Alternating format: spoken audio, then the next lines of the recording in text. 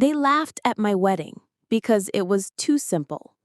No gold, no music, no fancy hall. Just a plain dress, a few plates of food, and a nikah witnessed by angels. They mocked me that day, but wallahi, that moment became the richest blessing of my life. My brother, my sister, don't measure success by people's eyes, but by Allah's barakah. Before we begin, kindly subscribe, like, comment, Barakallahu feek, and tell us where you're watching from. Nigeria, UK, US, Canada, or anywhere in the world. Now, let's begin this emotional journey. I never dreamed of a lavish wedding. From the time I was young, I always prayed, Ya Allah, grant me a marriage filled with peace, love, and your blessing, not a marriage that begins with debt and pride. But when my day finally came, the whispers began. Is this really a wedding? Where are the cars, the flowers, the gold? Some even laughed as they ate from the simple food my mother and I had prepared with love. That night, as I sat in my plain white dress, I felt a sting in my heart. I wasn't sad about the simplicity. I was sad that people could not see beyond it. But what they didn't know was that Allah had hidden a blessing in that simplicity, one that would change my life forever. When the guests left that evening, their laughter still echoed in my heart. One woman had whispered to another, "Her wedding looks poorer than an engagement ceremony." Another joked, "Maybe her husband couldn't afford more than rice and meat." I smiled on the outside, but inside, I was breaking. I turned to my mother, tears filling my eyes. "Mama, did we do something wrong? Was it too simple?" My mother held my hand tightly and said, "My daughter, people see what glitters, but Allah sees what is pure. A wedding that starts with pride may collapse with pride, but a wedding that begins with sincerity will be blessed forever. Do not let their words break you. Tonight, the angels witness your nikah, and Allah is the best of planners." Her words healed me in ways the world could not. That night, as I lay in my room, I raised my hands in dua. Ya Allah, let my marriage be my richest blessing, even if the world calls it poor. And slowly, Allah began to answer that dua in ways I could never imagine. The days after the wedding were quiet. No fancy honeymoon, no new mansion, no car waiting outside, just a small room, 2 prayer mats side by side, and hearts tied together by a nikah. Some of my relatives pitied me. They would whisper, "She deserved better." Others mocked, "Let's see how long this marriage will last." But I found something they couldn't see: peace. My husband would wake me up gently for tahajjud. We would sit after fajr, reading Quran together. Sometimes he would look at me and say, "Wallahi, I asked Allah for a righteous wife, and He gave me you. That is more precious than gold." Those words made me richer than every guest who mocked us, because I realized barakah is not in how grand a wedding is, but in how much Allah fills a home with His mercy. And day by day, our poor marriage became wealth in ways money could never buy. Slowly, the barakah began to show in ways even I could not have imagined. Our small home, though simple, felt like a palace. The walls carried the sound of Quran instead of arguments. The floor, though bare, felt soft because of sujood. And every meal, no matter how little, tasted sweet when we said Bismillah together. One day, an auntie came to visit. She looked around and smirked. "Is this really where you live? You don't even have proper chairs. How do you expect guests to sit?" I smiled and said, "Guests can sit where angels sit, on the floor." She shook her head, but I noticed her eyes soften when she saw how my husband treated me, with respect, with gentleness, with gratitude. It was then I realized something. People laughed at my simple wedding, but they could never laugh at the tranquility Allah placed in my marriage. And that tranquility was the richest blessing of all. The whispers didn't stop. Some said her dowry was too small. Others mocked they couldn't even afford a proper hall. But every time I heard those words, I reminded myself, it wasn't the size of the hall that mattered. It was the size of our dua. It wasn't the cost of the dress. It was the cost of our taqwa. One evening, as we sat together breaking fast in Ramadan, my husband held my hand and said, "Do you know why I insisted on marrying you?"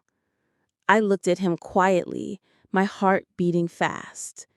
He smiled. Because when I prayed istikhara, Allah showed me peace, and wealth can never buy that peace. Tears filled my eyes. For the first time, I felt truly rich, not with gold or silver, but with love that was written by Allah Himself.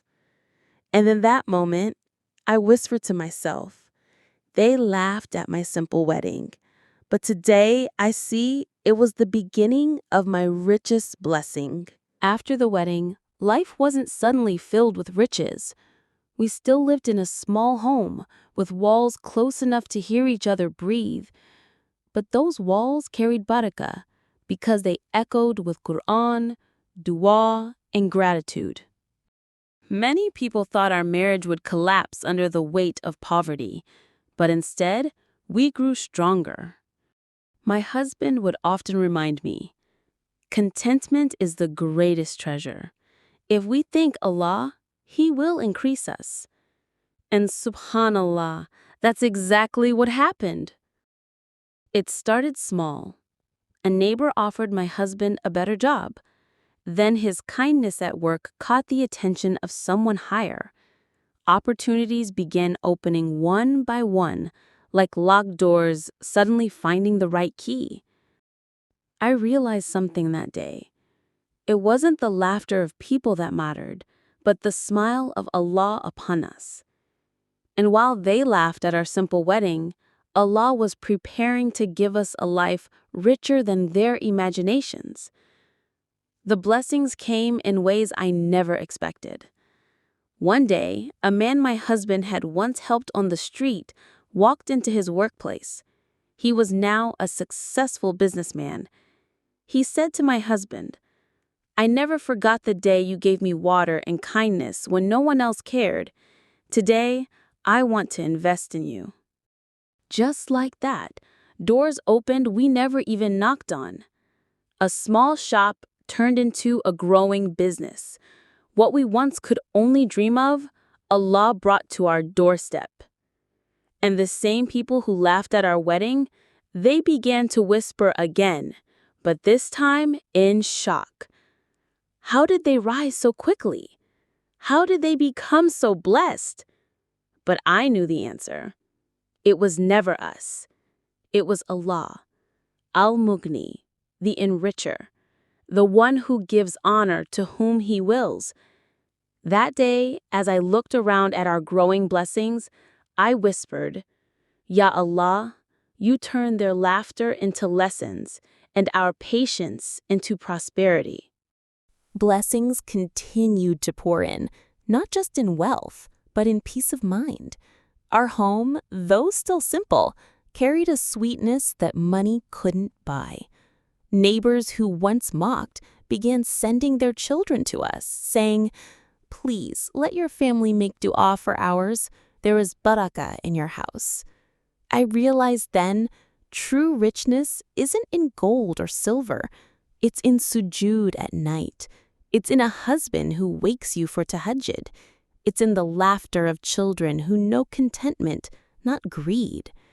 And every time I heard another person say, "Your wedding was too small, too plain," I smiled, because the barakah that followed was too big to measure. One evening as the sun set and the adhan filled the air, My husband sat beside me with tears in his eyes.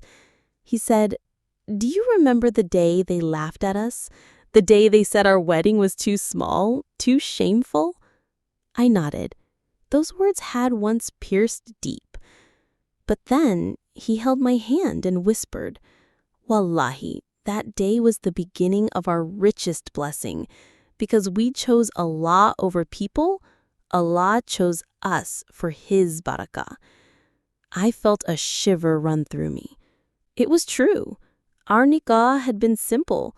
Our feast had been little. But the mercy that followed was endless. And in that moment, I realized wealth is not what you hold in your hand.